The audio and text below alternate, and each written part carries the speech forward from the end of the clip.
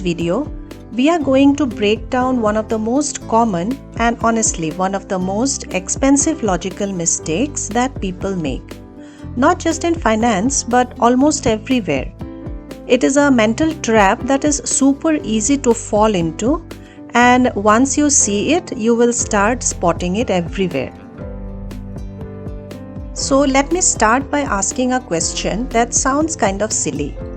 Do ice cream sales actually drive the stock market? Now, here is the funny thing. If you were to plot them both on a graph paper, you would often see them rising at the same time. People are buying more ice cream and the market is also going up. So what is really going on here? Of course, we all know this is ridiculous. But while the example is absurd, the pattern of thinking behind it is incredibly and dangerously common.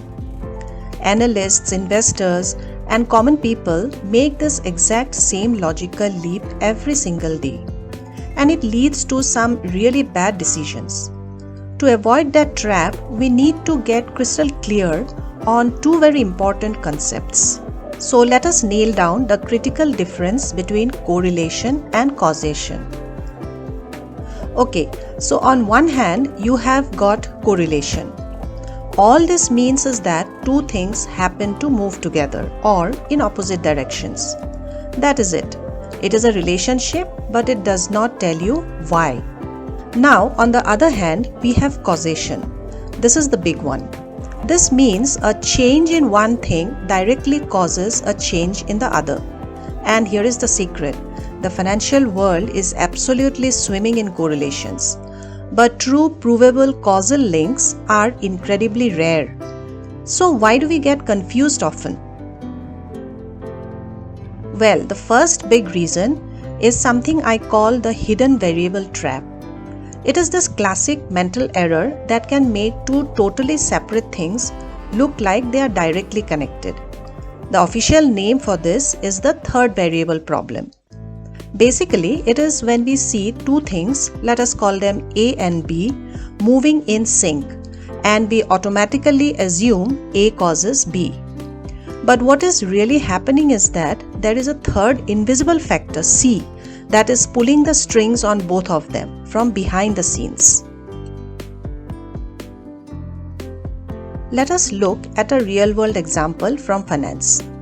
It is common to see the stock market and consumer confidence surveys moving in lockstep.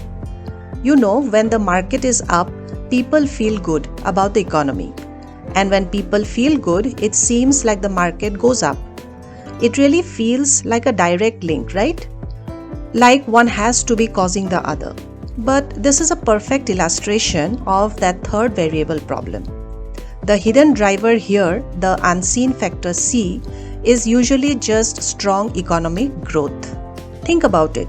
When the economy is doing well, companies make more money, which pushes the stock market higher.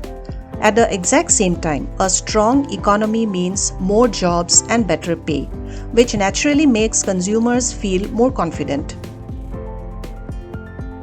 So you see, the market and confidence are not causing each other. They are both just reacting to the health of the overall economy. Now, the second big reason is what I call the danger of trends. And this one is especially sneaky when it comes to finance and economics because almost everything is measured over time. This brings us to a great term, spurious correlation. Spurious is just a fancy word for fake or false. So a spurious correlation is a relationship that looks totally real on chart, but in reality it is just pure coincidence. It happens simply because both things you are looking at happen to be trending in the same general direction over a long period of time. And this is where it gets so dangerous in finance. Why? Because over the long period, almost everything tends to trend up. Stock prices, corporate profits, GDP, the money supply, they all have this natural upward drift over the decades. So you can pick almost any two of them, put them on a graph together, and they are going to look correlated simply because they are both going up. So here is the bottom line. Just seeing two lines on a graph moving together means absolutely nothing on its own. It should be the start of a question, not the end of your analysis. Acting on that correlation without deeply understanding the why behind it is just a recipe for disaster. So we have defined the problem, we have looked at the traps. Now let us get to the most important part. How do you actually use this information to be a sharper thinker and a smarter investor? Let us boil it all down to the critical takeaway. If you wish to remember only one thing from this video, please make it this. A high correlation does not, and I repeat that, does not equal a cause and effect relationship. They are two completely different variables. So how do you put this into practice?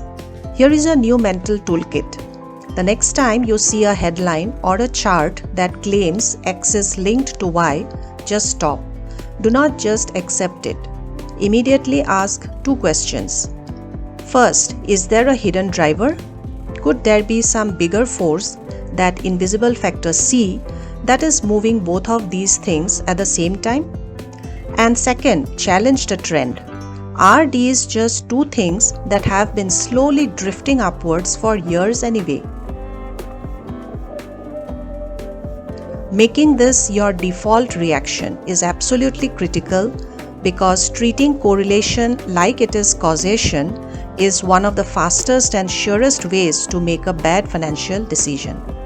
And I will leave you with this final thought. You know, this is not just about finance. We do this all the time in our health, our careers, our relationships. So ask yourself, what are the correlations in your own life that you have been treating as hard facts?